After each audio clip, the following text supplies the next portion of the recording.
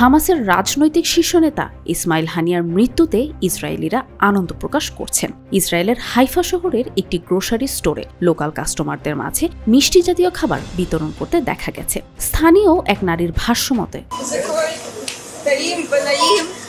ইসরায়েলের মানুষের জন্য এটি সত্যি একটি খুশির দিন, আর তাই আমাদের এই দিনটি উদযাপন করা উচিত। আমাদের সিকিউরিটি ফোর্স, সৈন্য এবং প্রেসিডেন্ট নেতানিয়াহুকে অভিবাদন জানাই। আসলে তার মতো কেউ হতে পারে না। এটা আমার জীবনের অন্যতম শ্রেষ্ঠ সকাল।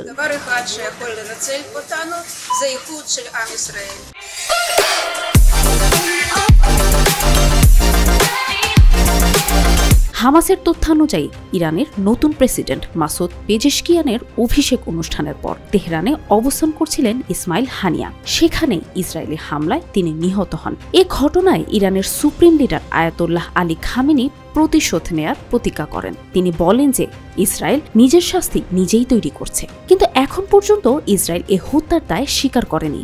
মার্কিন সেক্রেটারি অ্যান্টনি ব্লিংকনও জানান যে এ হামলার ব্যাপারে তাদের কোনো পূর্বজ্ঞান ছিল না।